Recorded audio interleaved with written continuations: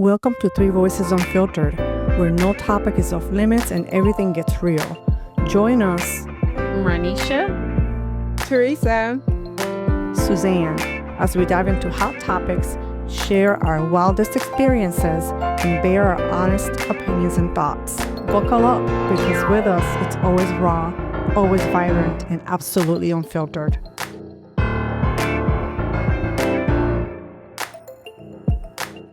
welcome to another episode of Three Voices Unfiltered. Hey, Ronisha. hey Theresa. Hey, Sue. Good morning, ladies. Yes, Good morning. We are continuing our series about being thankful and being grateful.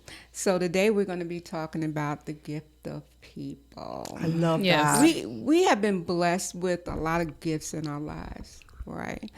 But sometimes the best gifts are people. That's true. Yeah. Sometimes we don't get it, but we're blessed by people around us. That's right. Yeah. People, what is that saying? You know, people come into your lives for A reason. reasons and seasons. And I truly embrace that because one of the things that I have learned is that in all types of relationships, working relationships, personal relationships, family relationships, right? That someone could come into your life and you can learn from them. Absolutely. Okay. You can take something away, even if they hurt your feelings or it's a heartbreak. You can say, Yeah. "What have I learned from that person?" And I guarantee you can find something. I guarantee that, Absolutely. you know. And I try to really live by that, and that's why when relationships end or I'm not close to family members, especially me, because most of my family are, is in 2 other states, and I'm down here where I am with just my son, here. It's like, and I don't get to talk to the people that I used to talk to all the time and grew up with, right? I just think on those memories, and then, I laugh, even though if it's something, we didn't get along or, There's always something that you can pick up from someone when we feel annoyed by them or, this person is driving me crazy. There's always a lesson. And I like what you said about even bad experiences can turn out to be good experiences because of the lesson behind it. And I do that. Sometimes things happen and I'm a really heavy thinker. And I try to think back of what I could have said differently or how I should have reacted differently or kind of like chastise my own self about a reaction or a way that I react, or either because of I did it or because of someone reacted to me. But there's always blessings in if we look, right? Yeah. Blessings in relationships. Blessings in relationships. Yeah. Because even if they're bad, there's always something you can take from it, I feel. Yeah. My mother used to tell us that it's good to talk to people. You talk to people and you can take away, you don't have to agree with everything that a person says or agree with everything or like everything that they do. So take away the good things and throw the rest away. So what's a good way, you're making me think, what's a good way to do that? How to turn something that's sour into something positive and find it to be a gift? Ronisha, I think there's always a lesson in something. So I was just thinking about when I sold my house in Texas and the young lady I got to sell my house, we are still connected. Like That's she's awesome. now she's my real estate coach, Rosemary. Wow. And we've had a relationship ever since. Wow, Out of that's something awesome. that was pretty, a stressful time. I was going through chemo and stuff and trying to sell this house and trying to get a divorce, although he didn't know it at the time, but it was coming. It was coming. Wow. That's And a lot. You had a lot of, the list of like life changes that really stress you out or that are really huge. Divorce is one, getting a new job and illness, moving. Yeah. You had across a lot of them. state. Yeah, you had a lot going on. Like I had to move across several states. So and I've stayed connected with her, and I saw the way that she handled the situation, and I'm like, This is why I'm a realtor, and I wanted to be coached by her, so now she coaches me. That's awesome. She's been coaching me for the last 4 years. So, and she's sweet. I was just thinking about a relationship that I was in, and got engaged to this person, and then broke it off. And I was the one that broke it off. I accept that responsibility. Yeah. But one, that's right. You did it first, so you won. So I broke it off. Yeah, because I knew, you have to look at your deal breakers. That's right. You have to look at boundaries. You got to look at, what can I live with the, for the rest of my life. And you got to be honest with yourself. And so that's what I did. But I tell you guys, I don't have a bad thing to say about this person because I just look at the time that we were together. We were together for a long time, about 8, going on 9 years. And yeah, that's a long time. That's a long time. That's a long time. So I look at what I have learned, and I have learned a lot. Mm-hmm. I've learned a lot. And so that was my takeaway. And that's why, now if I had to, I can think of a whole, some negative things. I really could, I could. Of course I can. From anybody. But I refuse to do that. And I refuse to tarnish, his name or that's anything. right. I'm not going to do that, because I just take away what I have learned. Because it's about personal growth. We can't, one thing I've learned is we cannot control the behavior of other people, but we can control our behavior. That's right. And that's a tough one for me because I'm kind of like a fixer. So I feel that, they have this wrong with them. Let me see if I can, give them some personal growth knowledge and help them. But that's not my job. And it's not saying that you cannot give people advice. You cannot call them out. Sometimes people need to be called out. But we do it with kindness. We do it with grace. And that's the difference. But I do find myself whatever. But I wanted to shift it. I'm thinking about the gift of people. Mm-hmm. Is there a person that because I already have my person, that each of you have that you think either maybe something this week that they did or just lifetime, someone that's a really big gift to you? Yeah, my big gift is Ralph. He is the sweetest. He does. I'm not going to say what I was going to say. Say it. I can't say it. He bought the patty cobbler. He went out there for me because I'm so busy. He does everything I need him to do. He is a gift. And that's awesome. This keeps popping up in my head, what my daughter says about him. She says Ralph is my slave, but he's not my slave. He is a good partner. He has a servant's heart. You said a servant. He's a servant. From slave to servant. Okay. He has a giving heart. He is. And that's why I love him, because he really helps me.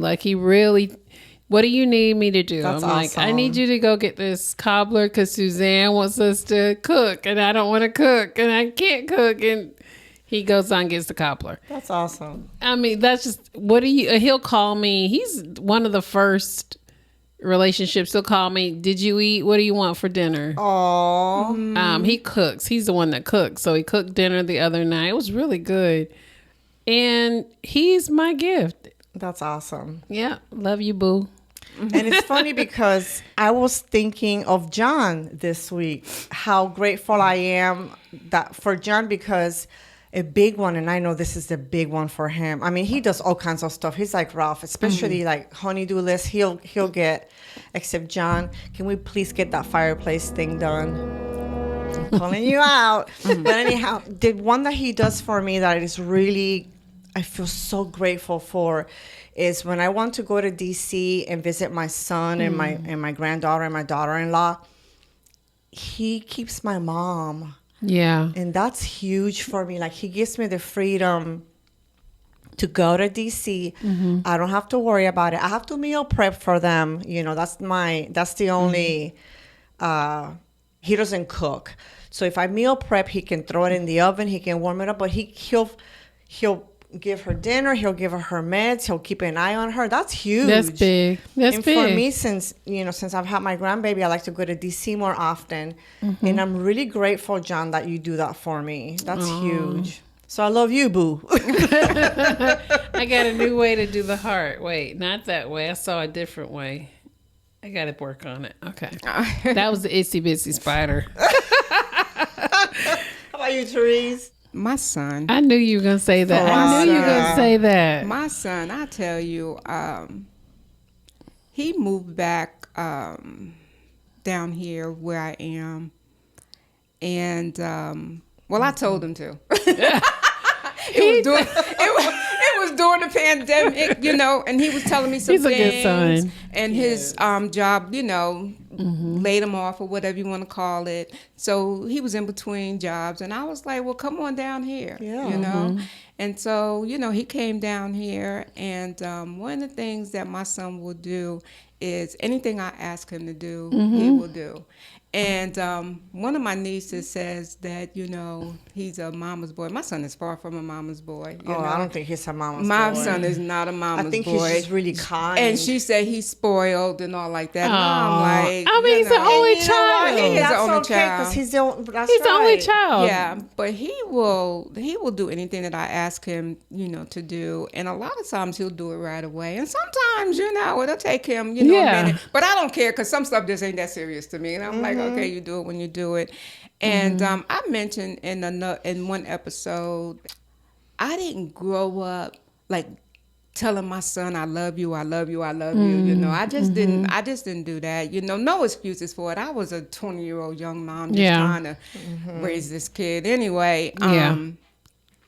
But my son has taught me to really say I love you, to people more often. Yeah. And the one thing that he will do, no matter what, and you do this, Farad, is one of the things that he will do is before he get off the phone or before he leaves or whatever, that's what he says. Oh, yeah. And I remember one time he called me out because you did this.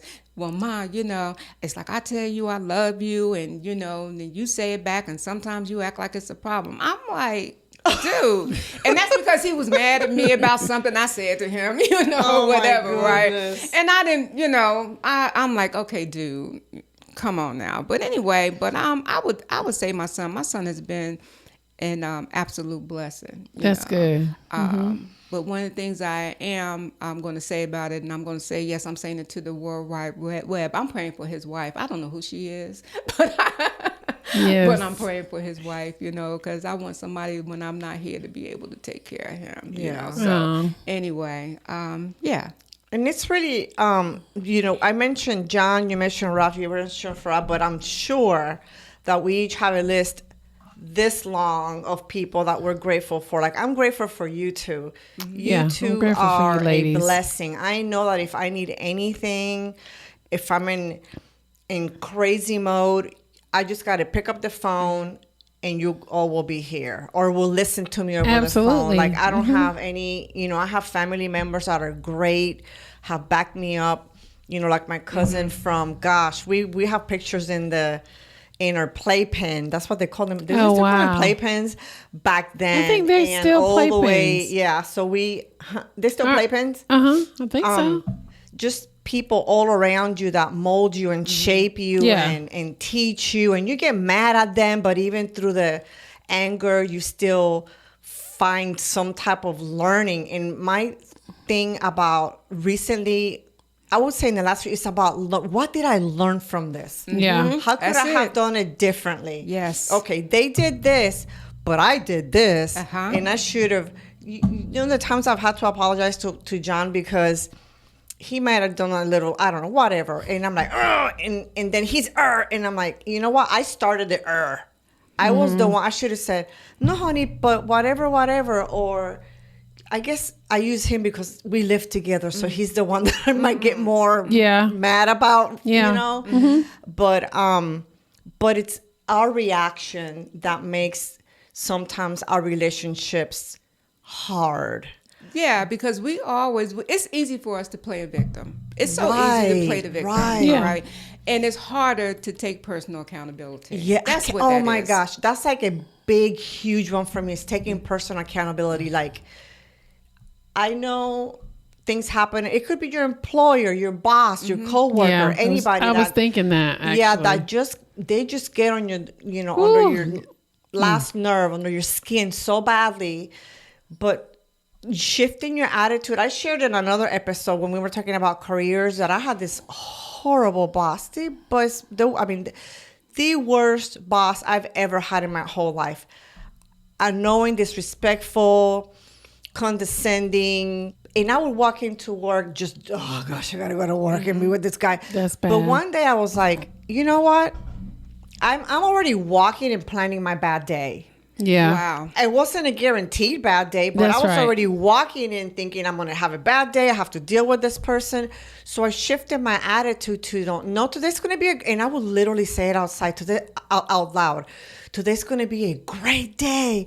I'm going to have it's going to be fine. Yeah. And when I shifted my attitude, it really made me feel better and even better towards the person. And it does. I'm going to give you another example because, sometimes folks get on my nerves. When you go outside in the world, and you got to deal with people, and we have to deal with people. And I'm working on my heart. All right. And I'm working on my heart for God's people. And I literally had to do that this week, Suzanne. I'm literally walking to the car and I'm like talking to the Lord, saying, help me today. Today I'm going to be kind. I want to look at things differently. Yeah. Not to look at, this person is in my way, in the grocery store, right? But, walk around, or not focus on that. And literally have to do that. And that's what I'm practicing. So sometimes you have to be practical and you have to talk to yourself and you have to say things over and over again to yourself, talk to the Lord about it and just keep working on it. And I just believe that it will shift. It will. That It does attitude shift. will Yeah, it shift. And I'm going to keep doing that, Suzanne. I'm going to keep on. I got to go out here in the world with y'all. So Especially now with the holidays. Yeah, It's crazy and it's going to get crazier. Yeah, That's why I do all my shopping online. Yeah. I don't want to Yeah. deal with people because people are rude sometimes. Yeah, people are rude, but then again, but like you said, Suzanne, it's your reaction. And as a former human resources manager, one of the things that I used to do when someone used to come in and they used to, complain, because that's what they did, complain. So-and-so said this to me. And then I want to know your reaction. Yeah, what did you say? Because then you have a responsibility, because a lot of times our reaction will fuel That's right. the argument or the incident or whatever, So that goes back to taking personal accountability. Yeah. It does. Yeah. In it, we can always find gratitude, right? There's always something that, even if you don't see it, like say, Lord, thank you because this happened to me today and I didn't like it, which I have those conversations with God sometimes. That's right. I learned this, that, and the other. Thinking about work, without saying names, I had a hard time with this promotion at work because it put me in front of people and around people I normally didn't work with. I got a new boss. I had to manage a team, and y'all know I talked to you about it. I struggled a lot, but then I had to start thinking differently. Because I'm like, I wish I just had my old job. Like, this is too much. Like, every day is something new. Every day is this, is that. I'm like, no, let me be grateful for the promotion. Let me thank God for that.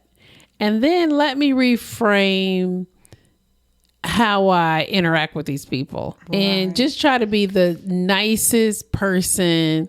Because usually you want smoke, I got smoke. No, it's true, right? Like, it's fight or flight. When we feel threatened, we want to react. You want to react like, well, you know how many times I sat in meetings, okay, because I kept remembering one of my favorite verses, Exodus 14:14. The Lord thy God will fight your battles. That's right. And all you have to do is be still. So I'm like, you know what? I'm going to let God fight this and not me. And that's what I've been doing. You remember I've had some tense coming here stressed, like from my week. And I never seen her stressed. I never stressed. So we knew immediately, like, what's wrong? Because she's always pretty chill. I'm always pretty happy and chilled out, but I'm like, okay, I'm looking at this differently. I'm looking at this wanting to punch somebody. I was trying not to say fight. But it's normal. I'm just looking at this not trying to be defensive. Okay. Right. Okay. Right. You know, I don't want to be defensive. Yeah. I want to hear what people are saying, receive what they're saying.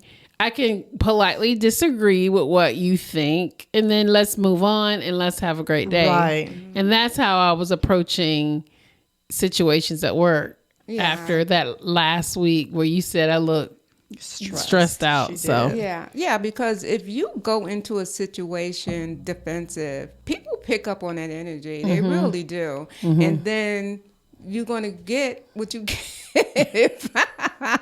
You got an attitude, so yeah, because if you it's like putting fuel in the fire. Yeah. If the fire is really small, but if we come out and with an attitude, then it's just adding a little bit more fuel. Then they get defensive, and then we get defensive, and before you know it, it's a big issue.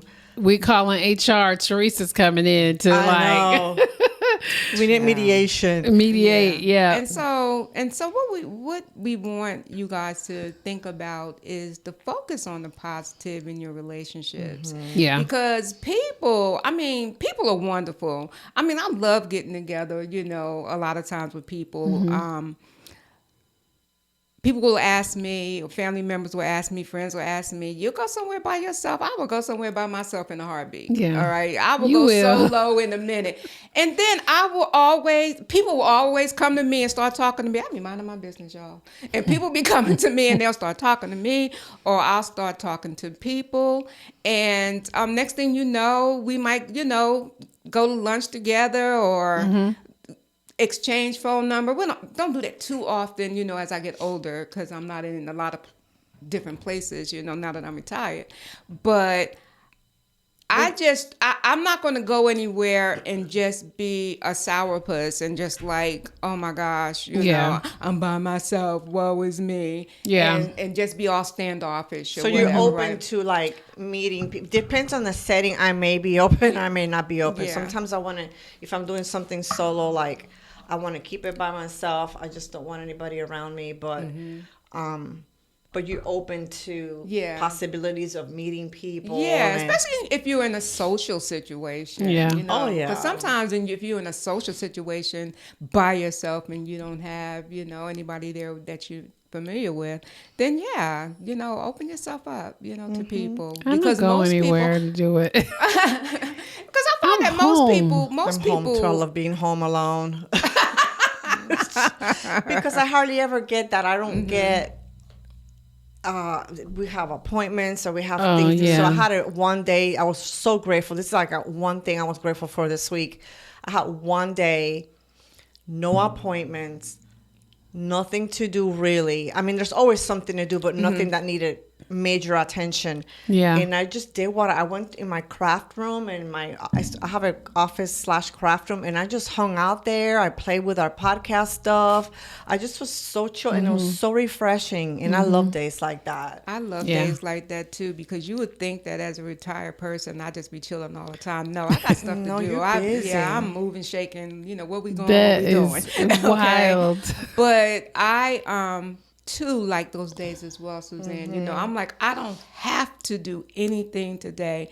And it was one day, matter of fact, it was the day after that we came back from our cruise, and I was in the bed, y'all, all day long, propped up in my bed. I did that books last here, week. yeah, books over here, TV on or that's whatever. funny. I don't know. I just on phone over here, That's and I funny. was just happy, and I did it on purpose. Didn't care did that if something too. didn't get done. And wasn't it's that not serious. important. And it's okay. But anyway, that's about solitude, and that's not what this episode is about. It's about the gift of people. Yes. So anyway, let me share this with you. This is a fact. that I see right here is that Harvard has a study that shows that close relationships are the number one happiness factor. Yeah. I can see that. Close relationship that you People have with that someone. they say that if people that have others involved in their life live longer. It's just it's being social and having others involved in what you do it releases endorphins. It makes you happy. It can also stress you out depending, but usually being alone is not great for our physical body. That's true. There's a study about being in bad or good relationships. You know, I think that's what you were kind of saying. Because it stresses you out. Your heart's pumping faster. You're building cortisol, and it's just so. To wrap it up, if you have a relationship that's toxic, I just felt like I wanted to put it out there. Yeah. That's not what we're talking about being grateful and try to fix it. Because sometimes, unfortunately, there are toxic relationships that we just got to cut off. Yeah. And it doesn't matter how much you try, how much you pray, how much you give, it's not shifting. So if it's not shifting, maybe talk to someone to give you a different perspective, because sometimes when we're in it, we don't really even get it. And if somebody tells you, yeah, you kind of, I see this, then gratitude, take what you learn from it, be grateful, and keep it moving. But the ones that are good and help you grow and help you learn, those are the ones that you want to keep, even if they're not perfect, because they're not going to be. Yeah. Right? Yeah. And just set your boundaries, protect your peace. And it's a way to do that and still, have that close relationship, with folks. It's a way to do that. My real estate coach says you need a God friend, a good friend. I gotta remember the third one. I need to ask her. That's a good one. Yeah. There's 3 types of friends you need in your life. Yeah. And I need to find out what that third one is. I can't remember. We'll add it in at the bottom of the video. Yeah. But she talks about that all the time. To make you a well-rounded, happy person. And there's one more thing. We can always, ourselves, we can shift relationships as well, because one thing that we can do is we can forgive people, because a lot of times, you can just forgive that what they said to you, or forgive what they did to you, that last thing. Don't hold on to it, because then you're participating in a toxic relationship. You know what I mean? And you're not guarding your peace, or setting boundaries. You also, how you can shift a relationship too is you can be positive, to the person, with the person. You can, when I say be positive, you can focus on them a little bit, so they can feel like they're important. So, they're important, or maybe they don't have to be important overall, but they're important in this particular conversation that we're having, or whatever, because people like that, you know. This was really, really good. So we're going to close out today with a hashtag. Well, let's pick a hashtag for the whole month. Based on gratitude. Let's just do hashtag 3VU gratitude. Okay, that's fine. All about gratitude. It'll bring everything together. All right.